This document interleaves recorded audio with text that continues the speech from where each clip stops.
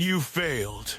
You lost. You fell harder than you expected. And now, somewhere deep inside you, a quiet voice has begun to whisper that it is over. That you were wrong about yourself. That maybe you were never meant to rise. But before you accept that voice as truth, I need you to stay with me for a few minutes. Because what I am about to tell you may be the only thing standing between you and the greatest version of yourself you have never yet met. Defeat has a specific feeling. You know it. It is not loud. It does not announce itself with a single moment. It seeps in, slowly, quietly. First, it takes your confidence, then your clarity, then your belief. And before you realize what has happened, you find yourself questioning things you once knew to be true about who you are and what you are capable of becoming. That is where we begin. Right there, in that silence after the fall.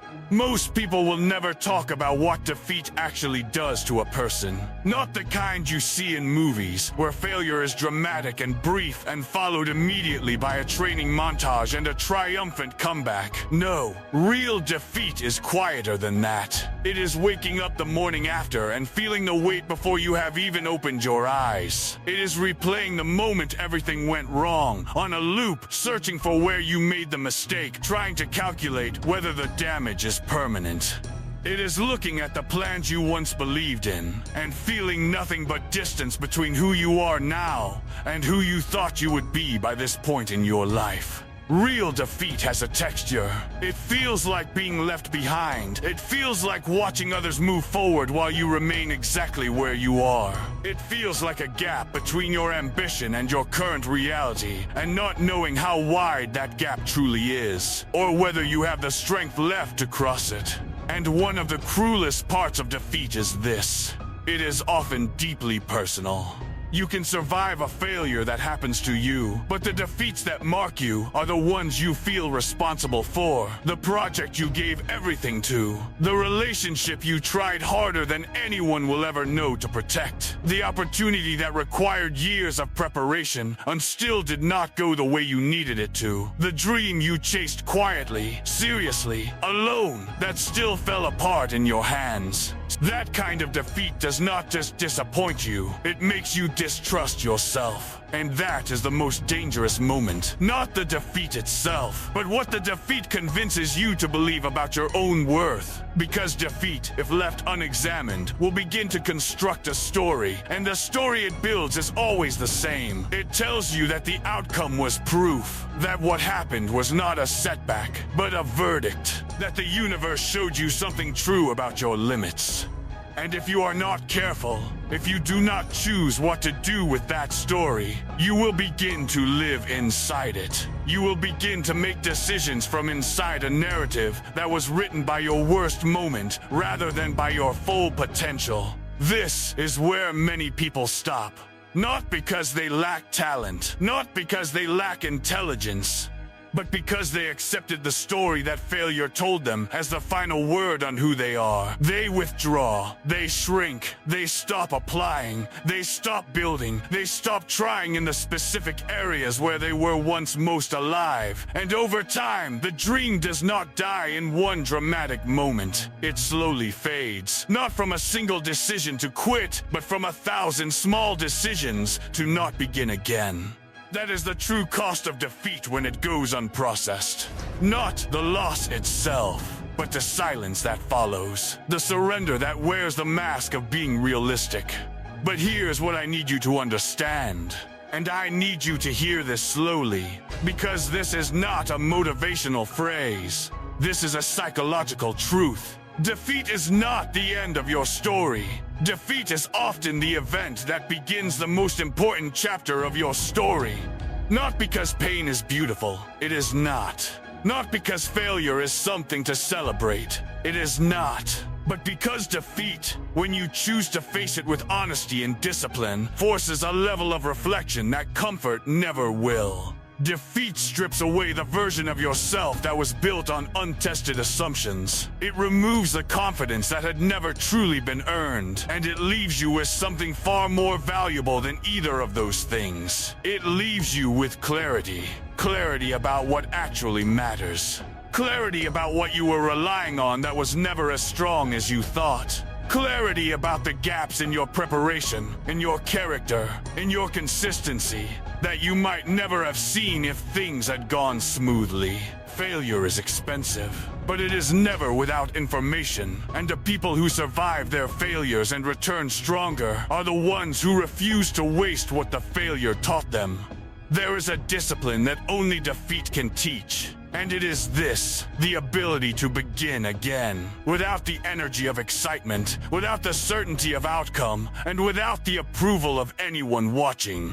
When you first start something, there is energy, there is possibility, there is the intoxicating feeling that this time could be the time, that this attempt might be the one that works. That feeling carries you through the early stages of almost everything. But when you have been defeated, when you have already poured yourself into something and watched it collapse, beginning again requires something entirely different. It requires a kind of quiet, disciplined, deeply internal commitment that most people never have to develop because they have never lost badly enough to need it. That commitment is not exciting.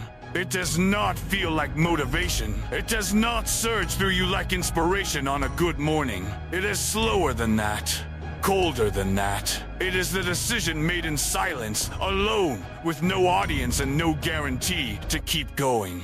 Not because you are certain you will win, but because you have decided that the alternative, staying down, is simply not acceptable to you. That decision is the beginning of mental toughness. Not the version that gets talked about in speeches. The real version. The private version. The version that nobody sees being built. Because it is assembled in the quiet hours after a loss. In the small, consistent choices made when no one is watching. In the return to discipline when every part of you wants to rest in the excuse of having already tried. Let me describe two people to you. They have both experienced the same defeat, the same failure, the same loss. The circumstances are identical. The pain is identical.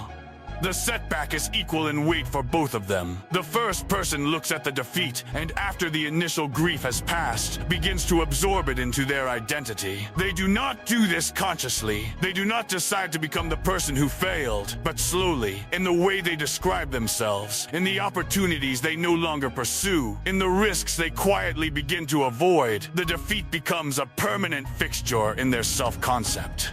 They speak about what happened with a heaviness that never quite leaves, and every time a new opportunity arrives that resembles the one where they were once hurt, they find a reason not to pursue it. They call it wisdom. They call it being careful. But underneath those words is something else. Something colder. The quiet belief that they are not someone who succeeds in that particular arena. And so they stop entering it. The second person experiences the same loss, feels the same pain, goes through the same period of doubt and reflection. But then, something different happens. Not immediately, not dramatically, slowly.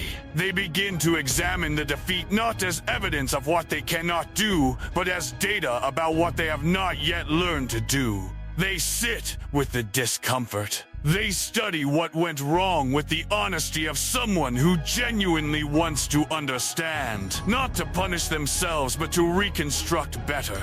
And then, quietly, without announcement, without fanfare, they begin again. They adjust. They strengthen what was weak. They eliminate what was false. They build something more durable than what they had before. And over time, the defeat that once felt like a permanent marker on their story becomes the turning point from which everything that matters most eventually grew.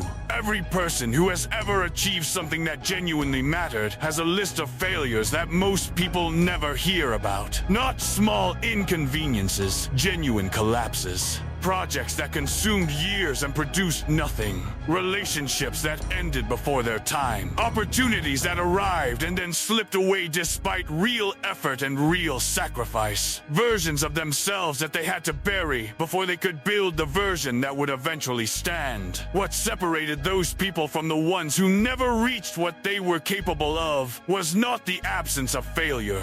It was the refusal to give failure the final word. They failed, they hurt, they questioned, and then, in some quiet moment, they made a choice. To treat their defeat not as a conclusion, but as an education. To take what hurt them and extract from it everything that could make them harder, clearer, more skilled, more honest, more prepared than they were the last time they tried. And then they tried again.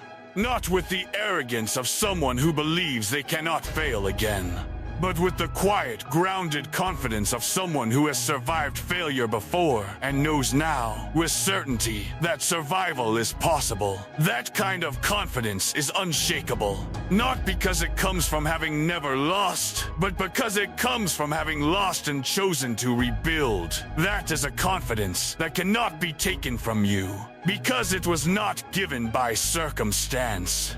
It was forged in the exact conditions you are currently standing in. Discipline is the answer when motivation disappears. And after a major defeat, motivation almost always disappears. That is normal. That is expected. The emotional energy that once carried you forward has been used in the falling and the getting back up. What replaces it must be something quieter and more reliable. Structure, routine. The daily choice to do the necessary work regardless of how you feel about doing it. Not because you have found inspiration again, but because you have decided that your future is worth more than your current emotional state. Consistency is what converts the lessons of defeat into actual improvement. One honest reflection does not rebuild what collapse has taken apart. What rebuilds it is the daily, patient, undramatic practice of showing up to the work. Small efforts that seem insufficient in any single moment, but over time, compound into a transformation that becomes undeniable.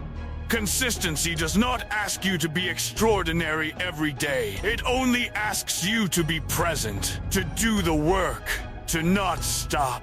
Patience is the discipline that our culture most aggressively undermines. We are surrounded by stories of rapid transformation, quick recoveries, immediate comebacks, but most genuine rebuilds are slow.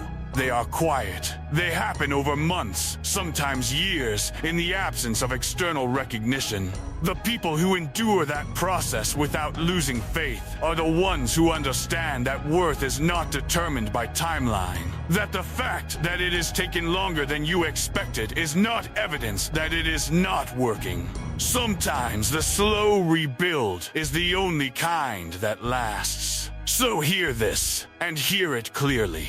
The defeat you are carrying right now, or the one you have been carrying for longer than you want to admit, is not proof that you should stop. It is not a verdict on your worth. It is not a permanent ceiling placed above what you are allowed to become. It is an experience, a difficult one, a real one. But an experience, not a destiny. The question that matters now is not why it happened. You can examine that carefully and extract everything useful from it. But the question that will determine where your life goes from this point forward is simpler and harder than that. The question is, what will you do with it? Will you let it be the event that stopped you? Or will you let it be the event that finally showed you what you are actually made of? Because here is what I know with certainty about every person who has ever been broken open by a real failure and chosen to rebuild. They did not come back the same. They came back different, clearer, harder in the places that needed hardness, softer in the places that needed humility, more precise, more honest. More aligned with what they actually were and what they actually needed to do. The defeat, as painful as it was, removed something false from them, and what remained was truer and stronger and more capable of building something that would last. That can be you. Not because I am telling you it can, but because it has always been the nature of defeat, when faced with honesty and met with discipline, to prepare the ground for something new, something better, something that could not have been built on the foundation that existed before the collapse. You are not at the end of your story. You are at the most important part of it. The part that will determine everything that comes after. The part that nobody warns you about before you get here. The part that is harder and darker and more uncertain than anything that came before it. And the part that, if you choose to move through it rather than stop inside it, will become the thing you look back on years from now and recognize as the moment everything truly began. Defeat is not the end. It is, for those who refuse to stay down, the beginning of everything worth becoming. If these words reach something inside you today, if they met you exactly where you are, leave a comment below. Write this: I rise again. Let those 3 words be your declaration. Not to anyone else, to yourself. Because the most important promise you will ever make is the one you make in silence, after the fall, to get back up. I rise again.